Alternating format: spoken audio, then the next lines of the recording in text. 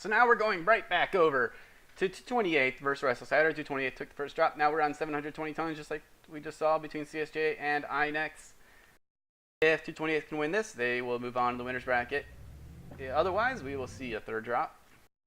Actually, that's not totally true. 228 could play for a draw in this skirmish. If there is a draw, both teams get a point, which means that 228 would win the match 2-1.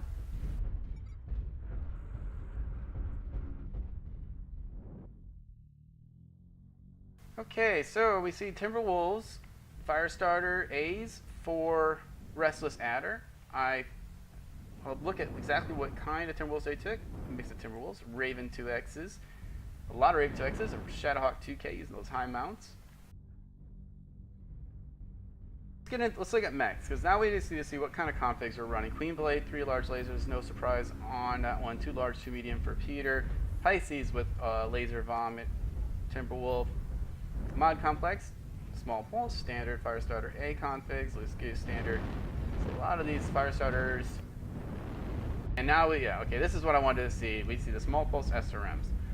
They need to get aggressive. They need to get on top of the 228's mechs, and they need to not take too much damage doing so.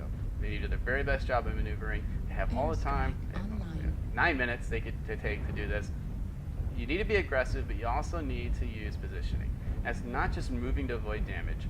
It's moving to set yourself up for the attack. If all you do is if you focus too much on the movement to avoid damage, sometimes you'll end up in a bad spot to actually engage from. And it can give the other team plenty of time to keep rotating away, shooting and rotating away. Saw a strike there, didn't really seem to do very much damage. Not expecting these teams to exchange much firepower. No, not much done yet. Mod Complex the lowest 89, but now we're starting to lose a little bit of damage being done to RA. But they're gonna probably, if things go in favor of them, they might lose a mech or two. When you do a push brawl, sometimes you lose a mech or two before you get the rest of your mechs in the fight, and then you're hoping for your higher DPS, cooler, more efficient mechs to actually pull the victory out. And see, loses that left arm on that Firestarter A.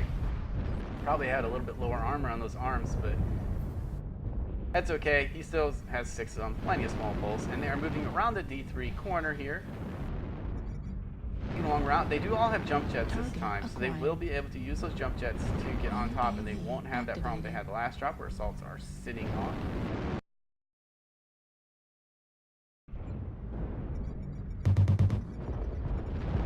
The Firestarters are leading the way, and it's better up if you can get the Firestarters behind as opposed to right in the front, because otherwise they're pretty easy to shoot at, or at least allows your opponent to shoot at you when the rest of your mechs aren't shooting back. Now they're dropping behind this canyon and getting on there. Let's move over to slower mech with the Timberwolf here for Zudikai. The capstone does go down, so like I said, sometimes you'll lose that mech first, and there is the follow-up kill by RA to tie it up at 1-all. Moving towards Juliet, we see a 2 large pulse Gauss rifle. So to 28, similar type of style as the previous match where they are overlooking the push. How well is it going to work now that RA has a jump jet to get on top of them? How well is this going to work? To 28 is up the kill at 2-1. Plenty of time remaining in this match, 7 minutes. Charlie Shadowhawk should go down pretty quick. They're focusing on his legs. He isn't the biggest threat, but you gotta kill what's in front of you. You don't want to leave mechs behind.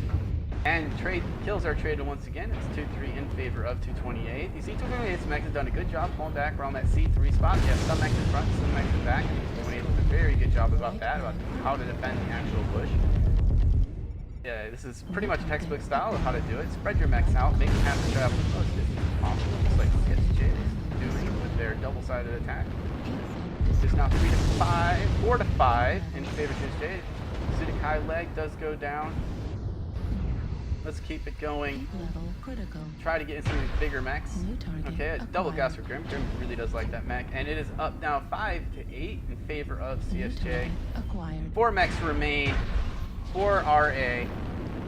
7 mechs remain for 228. But how can they keep moving in here? You see that leg mech there, and that's the problem that 228 is legging these mechs, keeping them out. It is 5 to 9, soon to be 5-10, and only 2 mechs remain. 1 mech remains for Restless Adders, and it is just a Firestarter. Oh, the poor lights that we are seeing, trying to be the savior at the end, but it just isn't going to happen here. And 228 is going to win this match. They played it very well, and they're going to move on in the winner's bracket.